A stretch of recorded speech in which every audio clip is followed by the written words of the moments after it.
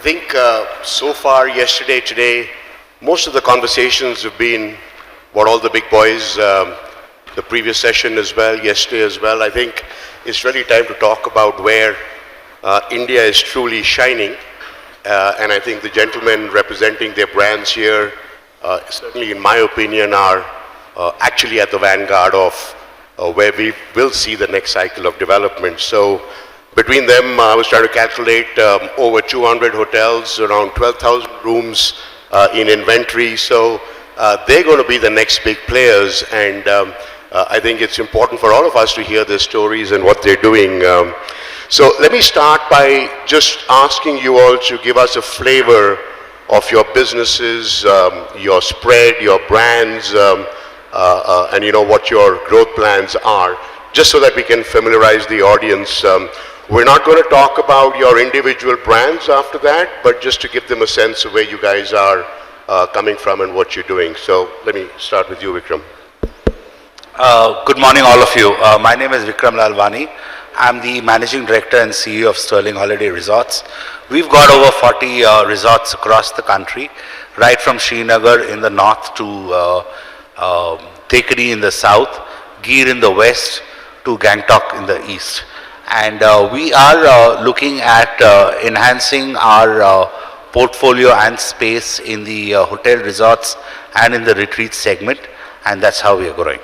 Okay, great. We'll come back to talk more about Vikram's company because I think some notions have to be clarified that you're not a timeshare brand anymore. So we'll talk about that. Vikram. So good morning. My name is Vikram Cotah. I'm the CEO of GRT Hotels. GRT Hotels is a regional based brand. We opened our first hotel in 1991 and today we have 19 hotels which we own and operate, and out of them 4 are Radisson hotels which are franchised and we operate them. And in the next 24 months we have 6 more hotels which we are going to open. The thing about GRT hotels is most of the assets are owned and operated, 80%, and 20% are leased. So we have not yet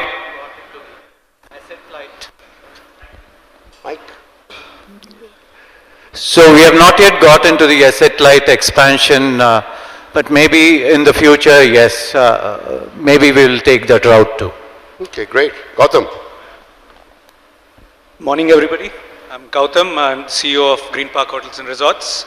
We are a Hyderabad headquartered company, started in '91. We currently have over 1,200 rooms under management across 8 hotels, 5 cities.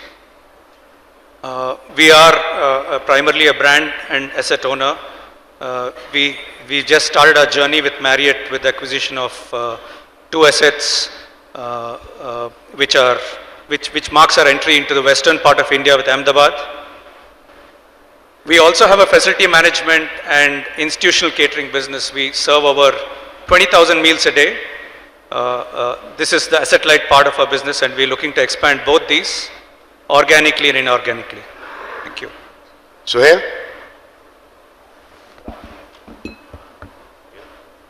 Mike? Good afternoon, everyone. Yeah, so I'm Suhail Kannampilly. I represent the Fern Hotels and Resorts. The company was founded actually way back in 1996 as a pure white-labeled hotel management company.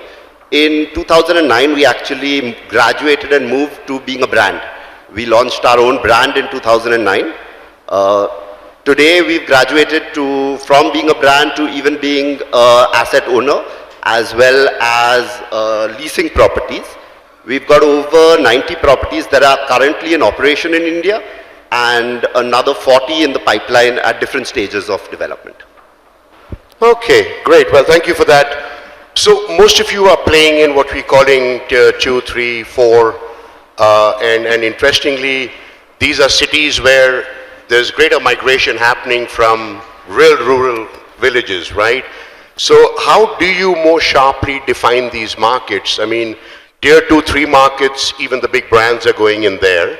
But do you define them by population, by economic activity, by some big industry there? How exactly, when you guys go to develop properties, what are you looking at in these tier 3, 4, 5 markets? So, yeah, Vikram, let me start with you. Okay, so historically speaking, I mean, when you say Tier 2, I mean, it was done long back by the 6th Pay Commission, and they did it for the city compensatory allowance. So, pretty outdated. After that, RBI did it according to population. But in real terms, I think, how do you define two cities? Of course, by population, by economic activity, and also by connectivity, and how many SMEs and MSMEs are operating there, and what is the future growth in those areas. So that's how we identify these places. We are one of the few brands, the first movers into the Tier 1 and Tier 2, Tier 2 and Tier 3 locations. And we've been pretty successful for the past 10 years. And I feel the growth is going to be in the Tier 2 and the Tier 3 cities in India. You know, the 1.4 billion population which we have, I think 11% of the world's population live in villages. That makes it 50% of India's population live in villages. But the best part is that every minute, 30 people are moving from villages to the Tier 2 cities. So can you imagine the market size which we are talking about? And that's the potential which we have in Tier 2, Tier 3 towns and cities as it goes on. And I think that's where the growth is going to, the pipeline says that there are 250 hotels going to open in the next 10 years, and 200 of them have been identified as opening in the Tier 2 and 3. This is a JLL report which has come out. So I think very buoyant Tier 2 and Tier 3, and that's where everyone should be looking at today in India. So, Vikram, does Sterling look at these markets any differently? Perhaps you are and Suhail are probably pan-India players compared to being more South India dominated as the others are. So is there any different way you look at cities and markets when you look to develop hotel? Okay, let me give you a perspective for 30 seconds before I answer that question. If you see the Indian hospitality space, it's typically it's about 27 billion as on 2020, and it is looking at about 56 billion by 2026. That's a kind of CAGR of about 13%. Non-pro hospitality growth is looking at a CAGR of 16 to 17%. In metros, it's about 10 to 11%, and that's how you get the weighted average of 13%. Even if you see in terms of the number of rooms, or the hotel sizes, in 2011, only 38% of the hotel rooms were in non-metros. In 2019, that is, or as I call it before COVID, it was 46%, and probably it's already crossed 50% now. So one, the potential in non-metro towns is phenomenal, number one. Number two, India is becoming, as much as it is diverse and a large country, it's also becoming smaller because the infrastructure is actually getting so well developed, airports, highways, that the connectivity is actually improved so much that India is actually becoming a smaller place. Even as we are sitting today in Hebal, what was Hebal 20 years ago? So India is expanding into the non-metro towns and destinations. The way we look at it is typically in terms of potential size, is there an opportunity or what is the customer proposition to actually get to that destination? If we are able to build that proposition for the customer, then we'll rather look at that destination and go there, build that destination and drive the customer towards that destination. So essentially what you're saying is that going into these markets, you can actually create the destination by putting up a hotel there. I think, Suhail, you were talking about this and you probably got the biggest spread across India in your properties. Any different views to these gentlemen in terms of how you look at these smaller markets? So a lot of these destinations, it's about latent demand, and it's very difficult to assess this latent demand in it because at times when you step into this destination, there's zero comp set to compare with, there's no statistics, there's no reports available at all in terms of arrivals. There are destinations that we've entered where we've literally had to have the online portals register the destination because there was no such destination on their platforms. So when you're assessing this latent demand, a lot of it is to do with the on-ground pulse, okay, and a gut feel, honestly. So you've got to be able to assess that on-ground pulse. There are hotels that we've opened in some of these markets where on day one we've had 1,000 people come in for food and beverage. So it is extremely difficult to truly assess and figure out what is the kind of demand that is going to be there, but a lot comes down to gut feel and the pulse of the people at that local point. Interesting. So, should one say, therefore, while in the big metros you're seeing a move away from too much F&B in hotels, everybody's talking about leasing, about outsourcing F&B, but seemingly in the markets you guys are in, there's a greater demand for F&B and you might want to put in more restaurants than you would if you had the same hotel in a metro city market. Absolutely, and one of the factors for that is because the standalone restaurant culture has not been built in those markets. So people are just waiting for an opportunity to dine out. If you look at the Saurashtra belt as a part of Gujarat, they have 2 weeks in the year where they don't cook at home. They don't eat at home. They don't cook or eat at home. So all the restaurants in that area are packed during that period. Right, interesting. Gautam, you were saying food and beverage is such a big part of your hotels as well. Is it in food and beverage you're talking about restaurants, local food, or are you talking about more banquets, events, functions, and how much does each contribute when you think about food and beverage? So our F&B is a core DNA of our brand. Events and restaurants both are integral. While events typically form 60% of our F&B revenue, the balance comes from the restaurants. Historically, we have taken a very local play. We being from Hyderabad, we used a core Hyderabadi cuisine as a base, which is the basis for our specialty restaurant Once Upon a Time. We think wherever we expand, we still think we are a Hyderabad company. So we would like to take that flavor wherever we go as a core essence. Pepper it with some local thing, but Hyderabad cuisine. It's interesting. Yeah. I think all of us had a fantastic lunch yesterday, right? And I saw most people were going only for the counter, which had that wonderful local Kannadiga food, which was there. And I think you made the comment, Vikram, that domestic travelers from these small markets coming to your hotels, that's a very big part of their expectation and the experience. So I want to kind of now ask all of you, this domestic traveler who's fueling your growth, is that demographic and their expectations very different from what travelers coming for business into big cities are?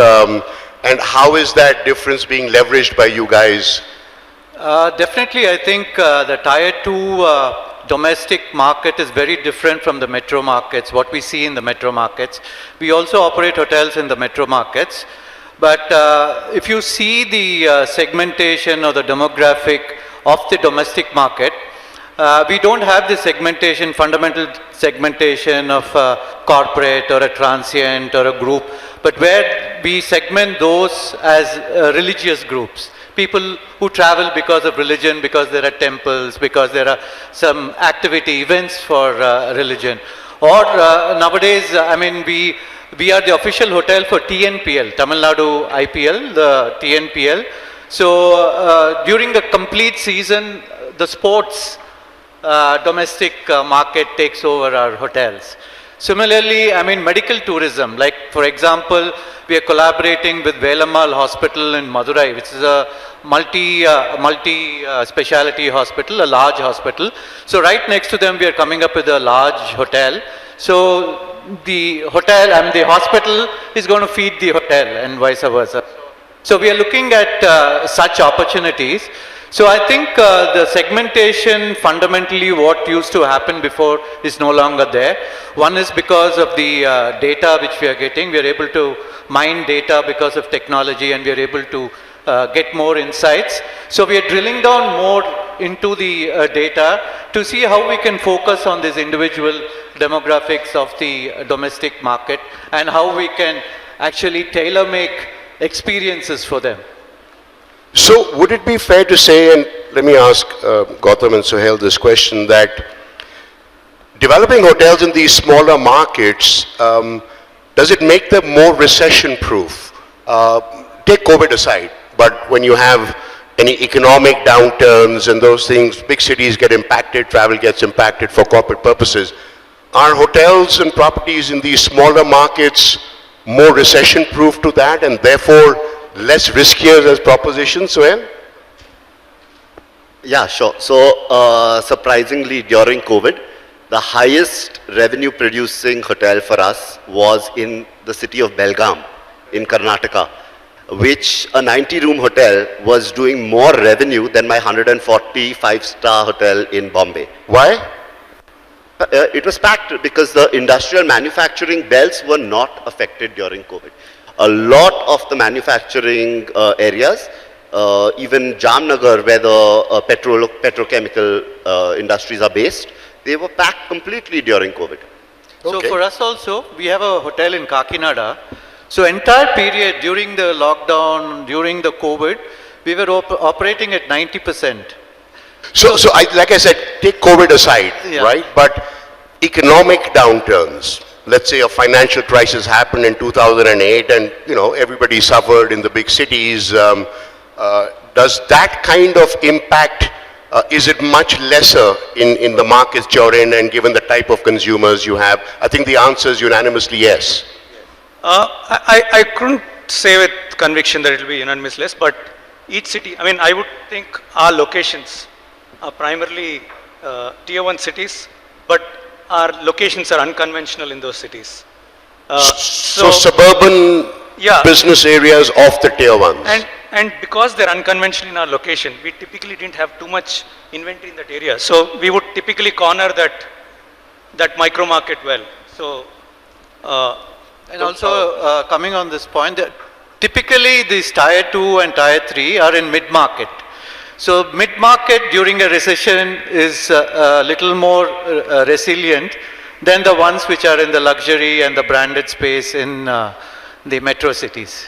Well, let me just come back to you, Vikram. Somebody will argue that because I heard people saying, when this crisis happened, the guy above you is so much pressured on his rates that he comes down to your rates.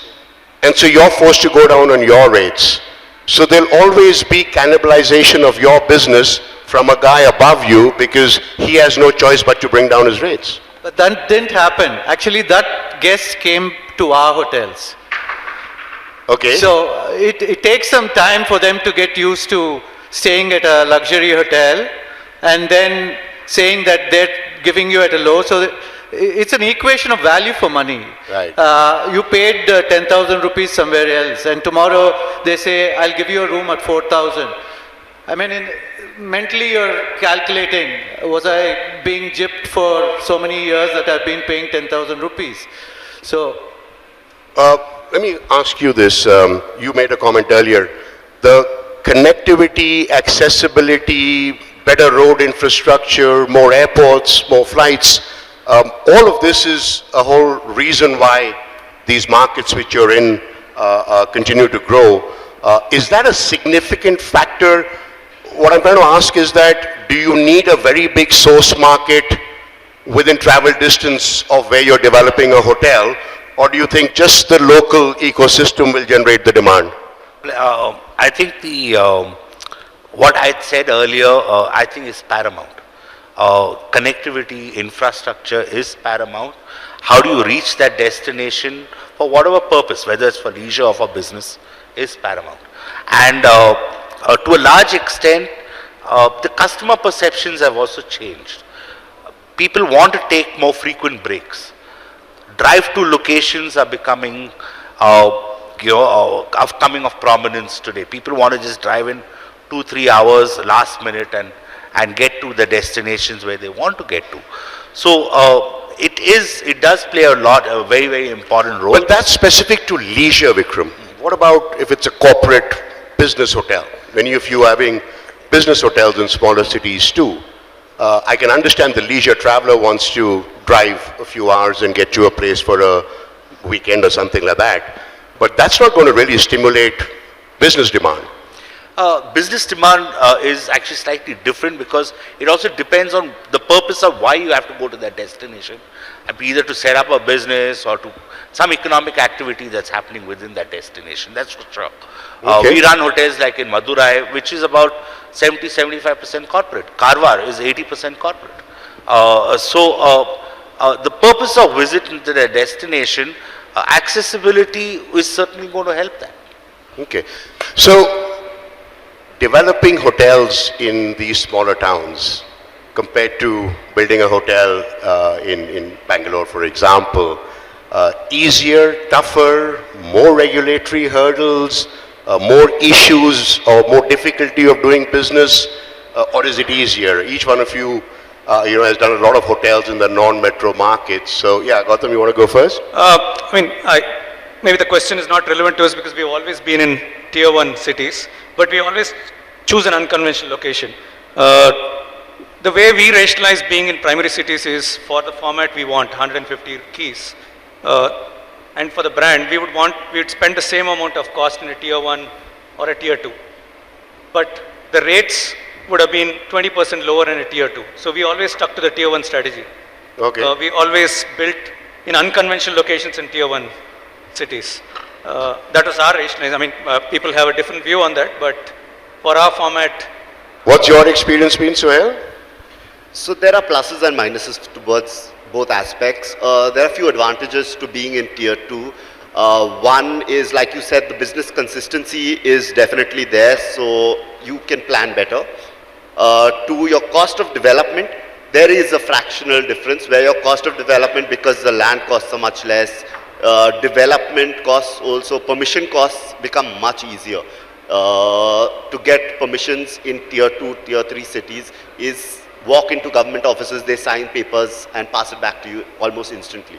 So it's a lot easier compared to developing in a bigger metro. But yes, there is a captive rate. It is much more price sensitive than a major metro or even a tier 1 city. You're not in a position to increase your rates as frequently as you would in a major metro. Okay. Your experience in developing hotels? My experience has been a little different. We've been in tier 2 towns and cities for the past 10 years now. And when we went in, I think we were fortunate that our land acquisition was much easier at that time. So we were able to get land parcels in very good locations. And development costs, of course, there's not too much of an advantage. One being that you don't get that manpower to do the work, the construction. So we had to get in teams to do that. So that's an extra cost. But having said that, we don't have to do hotels like we do in they're a little different flavor to this entire tier 2 town hotels. And also the inventories. We were very careful that we left some space for us to expand later on and not come in with a complete 200-room hotels there. So that way we were able to actually overcome those challenges in the tier 2 cities. Another one which we felt, I think, is a challenge is trained manpower. So if you have to get trained manpower, we had to take them from metro cities or other hotels. And for them to stay in tier 2 and tier 3 is challenging because we had to engage them on a daily basis so they're able to stay there and work productively. So that was a challenge, but that we have overcome very easily now, and we've been able to retain people there, and we've been able to take local manpower and also train them. Another challenge is getting good raw material. You need quality raw material. And sometimes in these spaces you might not get, but sometimes you might get much better because there are villages surrounded by villages, and we were able to go straight to the farmer and get the stuff from them. Okay. So these are the pluses and minuses of developing in Tier 2 and Tier 3. Anything to add? If I may just also add, keep the economic feasibility of setting up the hotel aside, the entire project management and construction is far tougher in these places when compared to a main metro. Although the gap's getting bridged right now, but it was very, very tough 10 years ago. When we built our own hotel in Wayanad, for example, which is 69 keys spread over 10 acres, it was tough. But today when we are looking at developing the next resort, it's much easier than what it was 10 years ago because again of the connectivity and etc. having improved. But having said that, I just want to dispel a notion that going into non-metros or leisure business destinations is smaller when compared to the main metros. I think yes, the important aspect to keep in mind and one of the biggest challenges that we face in non-metros is scale. And very few 200, 300, 400 room key hotels actually come up in these places. But actually we should encourage scale in these places. You may start with about 60, 70 rooms. You may keep the back end ready, say for 200 rooms, and keep scaling as things progress.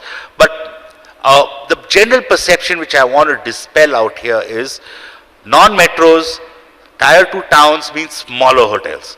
Means hotels which are only in the mid-market space, which means hotels are in just about upscale, and you know the syndrome of the space, the largeness of a hotel is actually missing in a non-metro. I want to just take this time to dispel that notion that one, it is not that way. In fact, some of the ARRs that we get are far higher than even what would one get in a city hotel. One. Number two, and I think the scale, the question of addressing scale is something that all we developers, operators, and the entire ecosystem needs to really sit down and rethink scale in these markets. Great. Okay, so let's talk about capital. And where is your capital coming from for fueling your growth in the future? Is it all proprietary capital? Is it JVs? You have the land, you find developers. Share with us, each one of you, which models do you typically use and what's working for you? Suhail, why don't you go first? So bulk of our development still lies in the asset light area. We've also started doing leases and revenue shares, which is also equivalent to asset light. In terms of the asset heavy part, whatever capital that has been currently deployed is internal capital.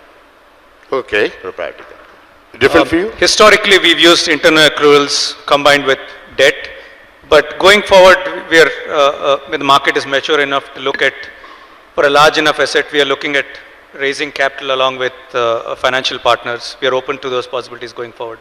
Okay. How does the gold work in the hospitality business, Vikram? For those of you who don't know, GRT's heritage is in the jewelry business. Their jewelry turnover and profits are what has so far fueled growth. Tell us more. We are the largest jewelers in the south of India. So most of our hotel expansion is done through internal accruals, and of course debt plays a part, but most of it is through internal accruals, and that's why we are going slow. Our expansion, our board always says take it one by one. Don't get too excited, don't get too ambitious, don't put in too many eggs in one basket. So that's how we are just 19 hotels in 25 years we've got this thing, but we own all of them, and all of them are milking assets. So that way we feel we are on the right track. But going forward, maybe yes, asset light can be a model which can make our expansion take that escape velocity, go out of the orbit. So. Okay. So Vikram, you guys are owned by Fairfax. You're a part of Thomas Cook now. How are you deploying capital, and what is your structure for your hotels? It's 100% internal accruals. we have to earn our own money to build our own resorts. We are sitting over 200 acres of land bank across several strategic locations in the country, and we will take them one step at a time, number one. Number two, we have a combination of both asset light as well as own. And I think that's where the fine balance needs to play out, because you need to have your own assets as well as partnered assets, and build on your distribution and sales system and your branding in order to actually enhance your portfolio. So that's how we do it. So I'll pick up an audience question because we talked about it. With international brands entering these same markets where you guys are, how are you able to compete with them in terms of brand, in terms of the offerings, all of that? What will allow you to not just be competitive with them, but actually have a competitive edge versus the bigger brands which come into your markets? I'll take that one. I mean, we've always competed with them. I mean, they've always been breathing around our necks. But I think what stood us in good ground was our trademark warm hospitality. I mean, we get a customer who is what we'd love to call classless. He's a guy who can afford a higher brand, but he comes to me for what we do best, good, well-designed product, good service, good food, nothing more, nothing less. I would love to call us, we would like to be the equivalent of a Levi's or an Indigo in the hotel segment. There is pride in staying with us. We also get people who come for the value of it, but they come for the trademark hospitality we have, and that's our endeavor to continue wherever we go.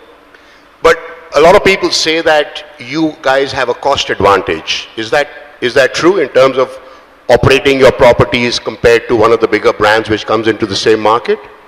But at a certain level, right, it's operational excellence. Every brand is supposed to be efficient bringing costs. I think we do a better job.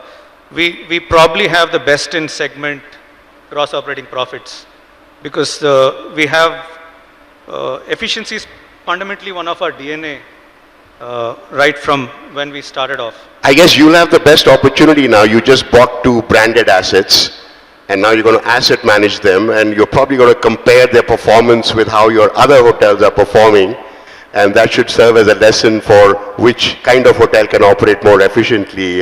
Is that something you intend to do? Yeah, I think we'd love to motivate them showing our existing numbers every time they come into a discussion.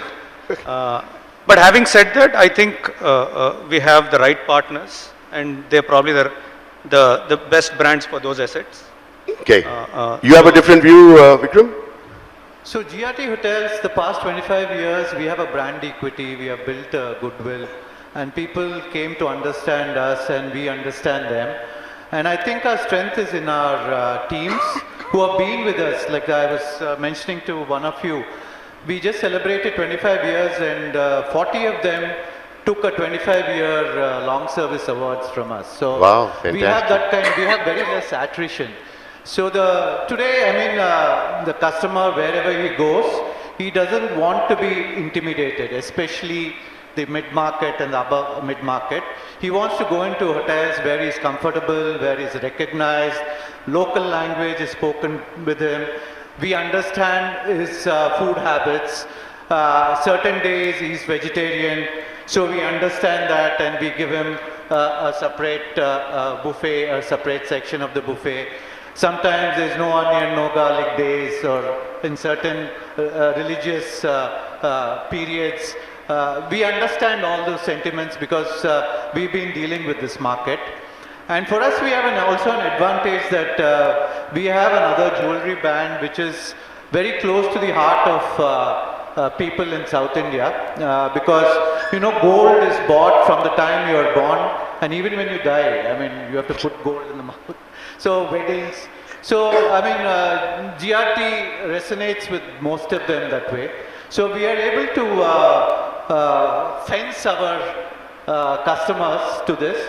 Having said that, of course, we compete with the international brands in terms of operational excellence. And like you said, we have advantages over cost because we understand those better, and I feel we are able to understand the locational advantages and the disadvantages, and we are able to take something out of that. And So, Suhail, can you be a little more specific on this question that when you talk about cost competitiveness, and take payroll as an example, which is the biggest cost for most people, are you really more competitive than a large brand, whether global or Indian? So I think as mentioned earlier, at the end of the day, most of the costs the difference would be primarily in the manpower costs and in the manning that is there in the hotel. But the rest of the costs are pretty much the same. Marketing? Marketing costs, again, the biggest difference between international brands and coming into these tier 1, tier 2 cities is that in these tier 1 to tier 3 cities, 95 to 100% of the clientele that is coming in is domestic traffic, right? And for this domestic traffic, our distribution networks, which would be the differentiator between the international and the domestic change in terms of the international distribution network that they bring to us. That distribution network for domestic traffic, there's no, as in we have the advantage over them.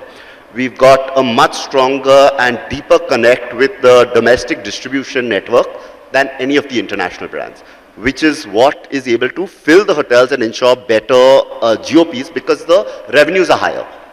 But how do you compete with their loyalty program, for example? But the loyalty program is not a comp set when it comes to these tier 1, tier 3 markets. Why do you say that? I mean, I think if you look at Marriott Bonvoy, for example, they're everywhere. I mean, they would go into wherever their hotels are, right, and do promotions to encourage membership of even a domestic traveler. So how are you going to compete with that? Correct, but they're getting the domestic travelers in the loyalty program, which we already have in our loyalty program. So that loyalty program for the domestic movement. So you have those programs? Yes, absolutely.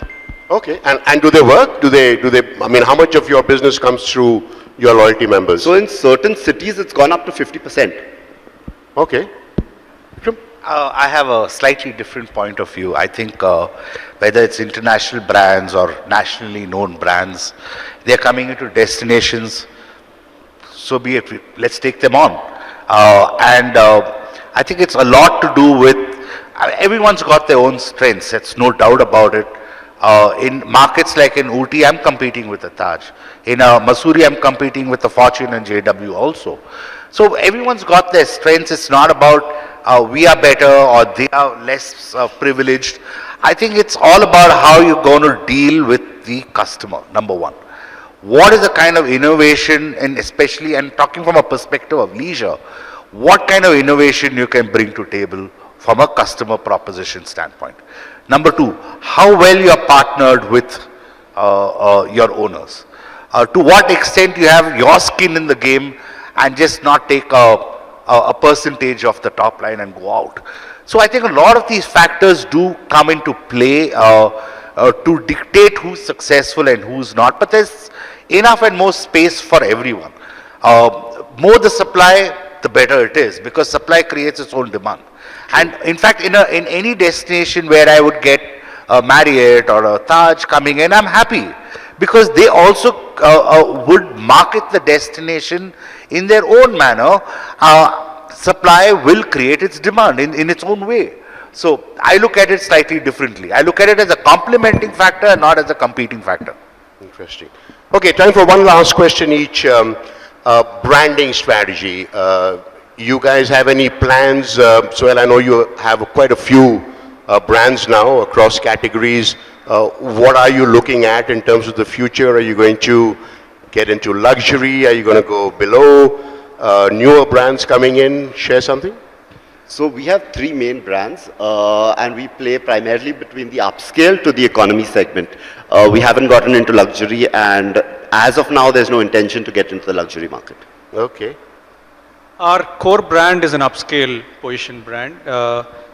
We have a location where we had an asset which was built with a higher spec. So we have an upper upscale brand called the Marigold by Greenpark. We intend to use that only where we have both these assets together.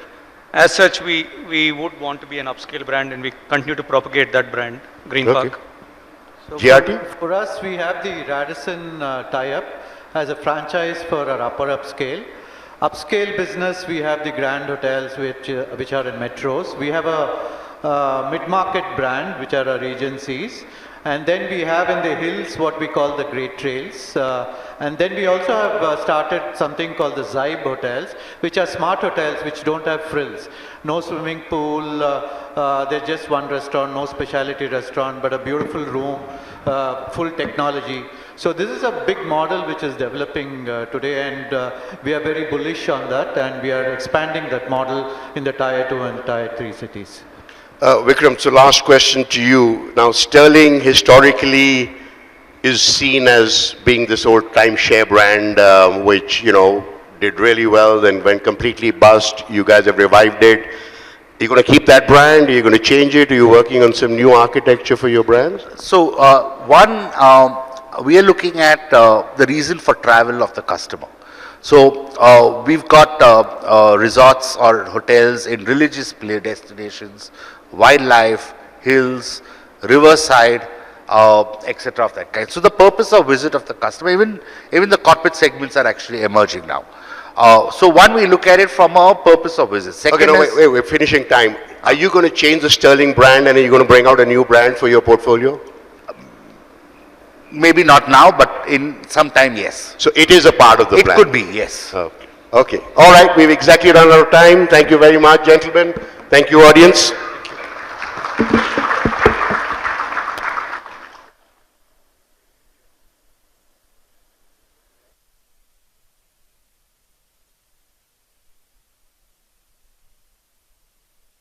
Thank you, gentlemen.